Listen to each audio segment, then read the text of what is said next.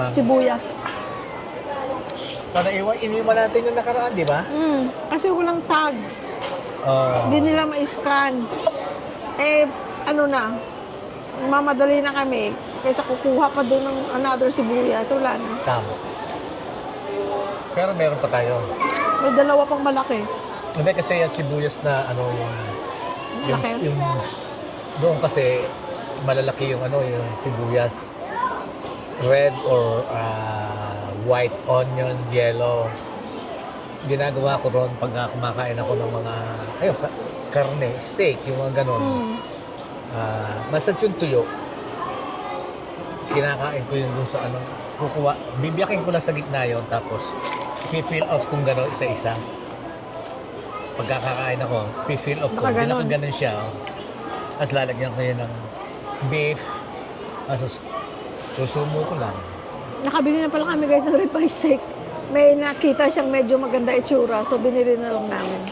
At saka meron akong nakitang Ano? a restaurant na RK, dalawa yan. Smokehouse. Dalawa yan, Isa lang?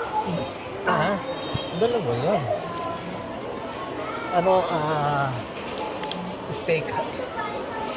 Smokehouse. Rib eye. Saan? Bago ko lang nakita. All you can eat? Yeah, you can add. Yeah, pwede. Thank you. All you can eat? Yeah. Saan? Hindi, nasa phone ko. Sinave ko.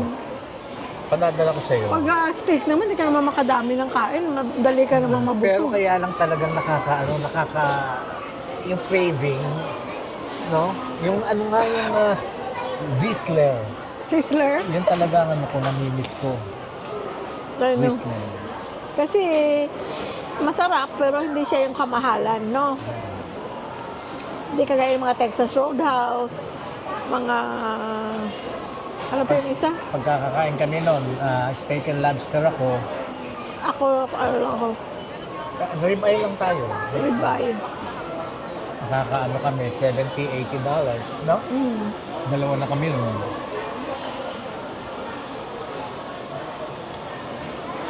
Oh, my head hurts. Uminom ka lang ng gamot? Hindi kasi ako nainom kaagad kanina eh. Wala na. Bago tayo malis, dapat uminom na ako. Hindi, kailangan nakakain ka eh. Tayo na lang, kailang naman na walang kain. Kaya lang, sabi ko hindi na muna.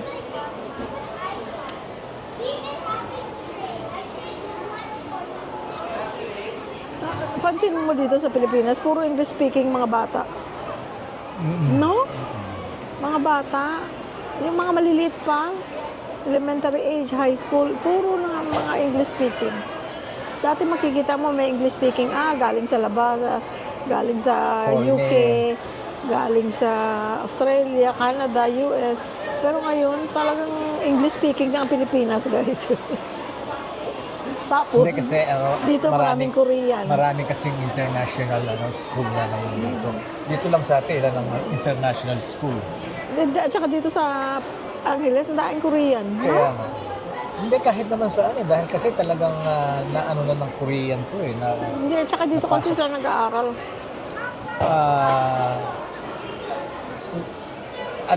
Doon sa atin lang, mga kapitbahay natin doon, puro sa, international school nag-aaral. May punta, 2015, nasa Boracay kami. Sabi ko, bakit puno ng Korean itong ang Boracay? Talagang Koreano lahat, mga pamilya. Mula sa lola, mag-asawa, mga anak-anak, mga maliliit, mga ganun. Yung pala, na timing pala na holiday sa Korea that time. Ewan kung anong holiday. Siguro walang school or something kasi dami pamilya talaga. Puno ang isla ng Boracay ng mga Koreans.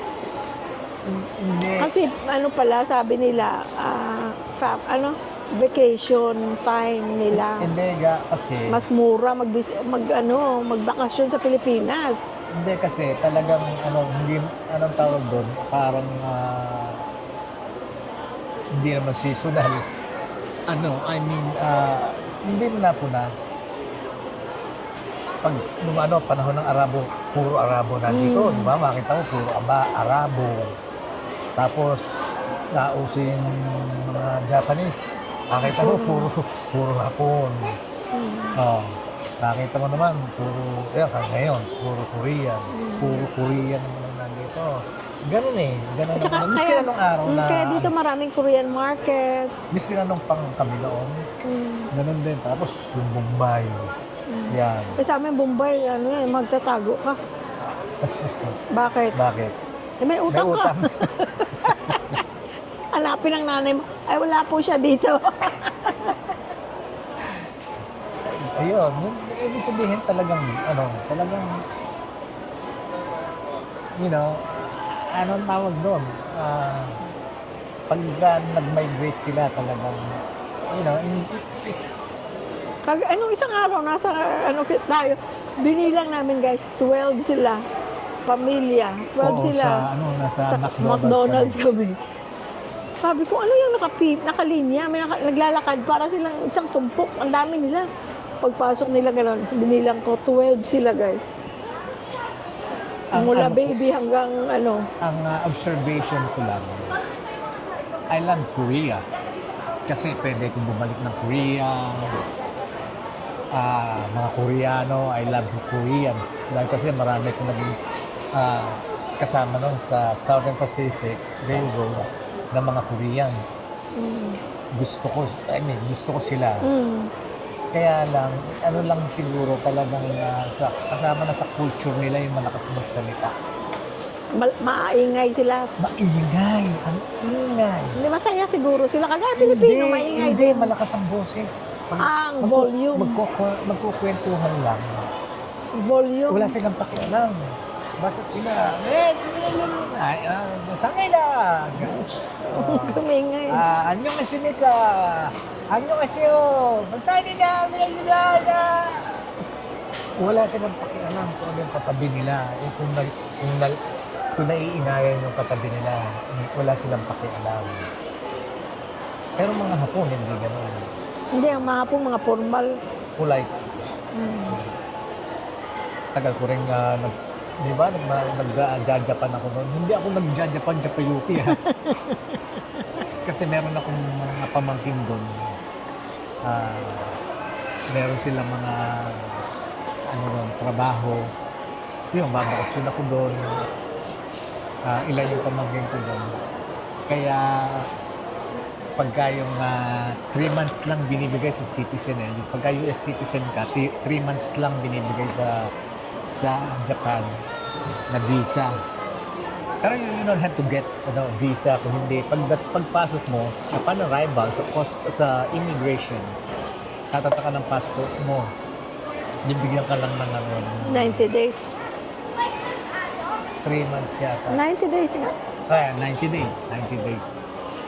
So, ang gagawin ko, pagka 90 days, aalis na ako nun. Pupunta na ako ng Manila. Punta ako dito sa Manila. Babakasyon lang ako dito isang linggo. Tapos balik na naman akong Korea. Yun. Japan. Japan. Sorry. Kasi konting nang magkaroon ako ng partner na Japanese. Ako ginagawang purchaser. Ako mamimili ng magtatayo ng boutique. Tapos meron na akong 3 countries na pupuntahan, pamimilan ng mga gamit. Tapos kung galing ako sa California, ang gagawin pinaka-base ko, California. Kaya lang, hindi nag-work out dahil Hindi, pwede na kasi kung natuloy ka, hindi tayo magkakilala. Yun. Hindi, talaga yun. Kasama yun. Kasama yun. Yun ang mga sinasabing, mga way na, inilalaan sa'yo ng Panginoon Diyos. Kasi siya ang nagtatalaga ng daan natin. Yung sinasabi niya, ako ang daan, ako ang buhay. Ako ang, Truth. katotohanan. I am the life, the truth. And I am the way, the life, and the truth. So talaga natin, ng daan natin. Siya nag-way ng daan natin. Kanya yun, every step of the way, kailangan pasalamatan natin ang Panginoon Diyos. Kung saan tayo nilalagay, kung saan tayo dinadala. Kasi kung natuloy talaga yun, hindi tayo magkakakilala. Nasa Japan ako noon. Kasi yun ang pagkagaling ko ng Japan, yun naman, na nasa ano naman ako, law office. Meron akong friend na abogado. May law office. Ayun. Nagtrabaho ko sa kanya. Kasi retired na ako nun. Retired na ako sa railroad. So, ayun. Tapos pagkatapos na di ba nagtayo po kami ng may balak din akong nag-start na kami magtayo ng opisina, di ba? Doon sa bahay ni doon sa sino ba to? Yung namatay? Si... Pangalan? Oh, never mind. Huwag mo nang banggitin dahil, nasa kabilang Namamahinga buhay na. na yun. Namamahinga na yun. Nandun na, sinetap ko na meron ng mga lamesa na ako doon. Dinala ko, filing cabinets. Ayun. Tapos ang naging kasi yung LA. Ang layo nun, San Bernardino, LA. Bibiyahihin ko yun araw-araw. Araw-araw akong Kasi noon, hindi pa naman ganito ka-traffic doon. Kaya pag sinusundo mo ako noon, nag-aantay pa ako sa lobby. Di ba? Dahil kasi, anong oras ako aalis sa LA? Ang aga ko malis doon. Kaya ang labasan ko, 3:30 p.m. Aalis ako Nung doon. hindi pa ako 12 hours. Aalis ako doon pag lunchtime, pagkakain ng lunch. Alauna, minsan may mga importante, may mga paperworks, may mga settlement na dapat na nasikasuhin. Kaya mamadali ako noon para abutan kita, para huwag kang mainip. Kasi nakita mo yung sakripisyo ko. Ayun. Tapos dinner na. Tapos kakain na kami. Yun kaya kung natuloy talaga yun sa Japan, hindi tayo talaga magkakakilala. Kaya talagang God lead us the way. Grabe ang dasal ko, guys. Dahil kasi, nasabi ko na rin yata to. Number 1, hindi kami magkareliyon. Number 2, layo ng agwat ng edad namin. Although bata siya tingnan, the fact is, malayo ang agwat namin. Bata sa tingin lang. Tapos, divorsyado siya. Kumbaga maraming negative. Yung negative Sa sitwasyon niya. Sa sitwasyon. Pero pinagdasal ko talaga kasi sabi ko, parang lahat X sa mga sa listahan, X, hindi check mark, X. So, sabi ko, ikaw na bahala, Lord. Ay, pinagdadasal ko talaga araw-araw, gabi-gabi. Pero, God, sabi nga, God works in mysterious ways. Yes. Kasi kung hindi guided and blessed ng Diyos ang aming pagsasama, Hindi tayo I think living in the States for decades, pwedeng na-divorce na kami. Kasi madali lang ang divorce dun eh. File ka lang. Excuse. Tapos na. Marami akong mga kakilala, kaibigan ng mga divorce. Mga divorsyado. Hindi, tsaka kung may nakita tayong hindi pagkakaintindihan sa isa't isa, kung mayroon kaming malalang problema against sa isa't isa, yun, mangyayari yun. Malamang magkakahiwalay kayo. Siyempre, hindi kayo magkasundo. Kaya doon pa, pwede ang divorce. Kaya nga. Kaya, ayun, talagang yung way na ibinigay sa amin ng Diyos, talagang, yun, nangyari. Nangyari talaga. Yun ang naging, yun ang talagang daan namin, natatahakin. Or, di ba maraming, sabi nga natin na maraming naghihiwalay pag malalaki ng mga anak nila, independent na, kumbaga wala na silang, there's nothing to hold them back. Yun, Eh kami, wala. Nagpatuloy pa kami sa next chapter namin dito sa Pilipinas. Anong flavor yung sa'yo? Sa akin, hindi ko maintindihan kung anong flavor. Ganda ng kulay. Pero, hindi ko alam mo anong flavor ito. Sa akin, flavor of the month. Ano ito? Para ice cream. Hindi ko mabasa. Hindi ko mabasa. May pangalan din ba sa'yo? Natanggal eh. Sa akin may pangalan, pero hindi ko mabasa. Parang letter C something. So pareho kami. Hindi kami po pwedeng wala nito. Lagi kami meron yan. Ano nga ang brand dito? Kalimutan ko. Sa Costco namin binibili. Yung Ilan yan sa isang ano? parang 10 yata sa isang pack. Anong brand nito? Kalimutan ko na. Anyway, Brandy.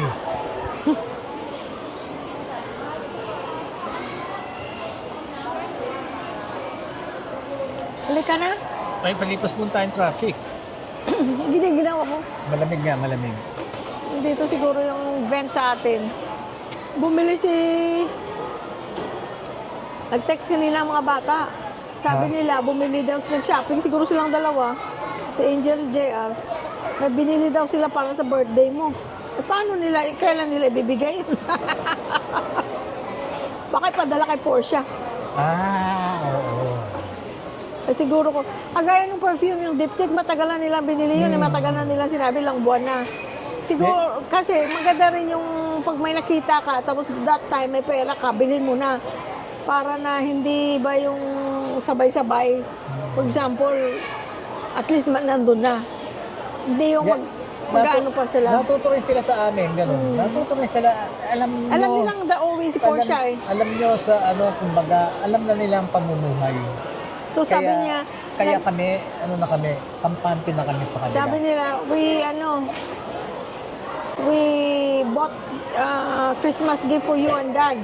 So isip ko, wala naman kayo sa Christmas. Siguro padala kay Portia. Padadala yun. At saka sigurado, gusto ko yun. Happy birthday, Cha pala.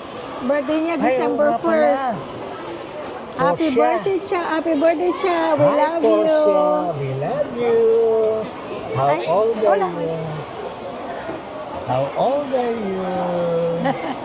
Si Portia, although ang relasyon is pamangkin sa asawa. Ano ba yun? Gano'n ba yun? Yeah. Pamangkin mo siya eh. Pamangkin ko. Pamangkin mo Ang siya father niya at kapatid ikaw ko. magkapatid.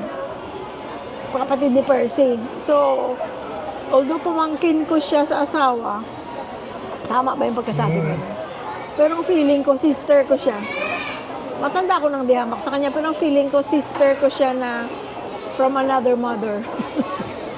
Sister from another mother. Sino naging nagkaroon ng panibagong chicks? Tatay ko o tatay mo?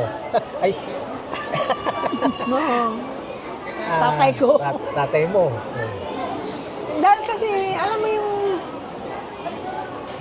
you can tell her anything. You can tell her anything.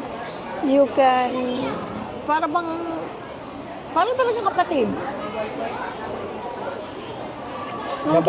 Nung kinasal sa granding ang ng kasal. Mabait si Portia. Tapos kami ang nag-stand na parents. Kasi wala na siyang parents eh. Pareho ng Yung patay. brother ko, wala na yung brother ko. Nanay niya unang namatay. So kaming dalawang nag-stand as parents. Iyak-iyak pa ako nun. Ano pa pala yung dalawang bata, no?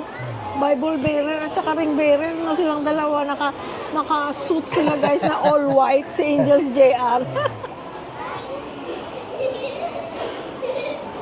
Ngayon, ang mga anak ni Portia, ano na? Tapos na sa pag-aaral. Ang isa na college pa pala. Kumbaga, parang kailan na yun, ano? Ngayon, ang mga anak nila grown up na. Halika na. Giniginaw na ako.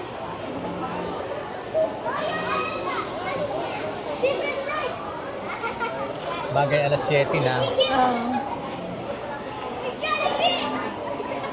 Salamat guys sa pagsama sa amin. Kahit ganito lang ang ating As long na magkakasama tayo. ginawa ko. As long na magkakasama tayo. That's all it counts. Magkakasama tayo. Kasi ang mahirap yung magkaroon tayo ng pagkakataon magkasama-sama di ba? Although yung iba ng oras, depende kung nasaan silang bansa, yung ganon. Pero at the same time, pag yung pinanunood na yung vlog namin, ayun, nagkakasama-sama. Ganon. At marami rin kami nakakasama pag yung kakain kami, yung kaintuhan, katulad ng ganito. Nakakataon din naman na merong bansa na, time din ang pagkain nila. Kung anong mang-million. Oo. Kung anong million, breakfast, dinner, lunch, or merienda. Sino ba yan? Si Dana yata. Yung break time niya yata, lunch natin. Ay, hindi. Hindi. Hindi. Siguro yung gabi. Yung gabi na ako nag-load Siguro pag-upload ko, yon break time niya. Sige na. Ayun, muli tayong magpapasalamat sa Panginoon Diyos at patuloy niya tayong ginagabayan, binibigyan ng lakas ng pangatawan at haba ng buhay. Kaya hindi po kami magsasawa na magpasalamat sa inyo, Panginoon. At ganun din po ang mga friends, viewers, supporters, subscribers. Bigyan niyo po kaming lahat ng lakas ng pangatawan at haba ng buhay para lagi po kaming magkakasama-sama dahil nakapagdudulot po ito ng kasiyahan para sa amin at para din po sa kanila. At yung bang kaligayahan na aming nararamdaman dahil po sa inyo, dahil binibigyan niyo kami ng pagkakataon na magkasama-sama. Kaya sana panatiliin niyo po kami, bigyan niyo pa po kami ng mahabang buhay at lakas ng pangatawan. Ngayon, sa inyo naman na mga subscribers, viewers, supporters, yun, mag-subscribe kayo. Minsan nanonood kayo, hindi naman kayo nakasubscribe. Libre lang naman. Libre lang naman. At saka magpatulong kayo kung hindi, kasi kailangan talaga gagawa pa ng account, di ba? Para makasubscribe. Pero kung yung mga anak nyo, pamangkin nyo, apo nyo, paturo kayo. Gawa mo nga ng para makasubscribe ako kay Louie Boy Vlog. Di ba? Ayun, sabihin nyo lang yun. Para, gawa mo nga ito, paano ba ito? Para makasubscribe ako kay Louie Boy Vlog. Di ba? Di lalo tayong dadami ng dadami. Kaya wala na kami sasabihin iba kundi, we love you all! Bye-bye!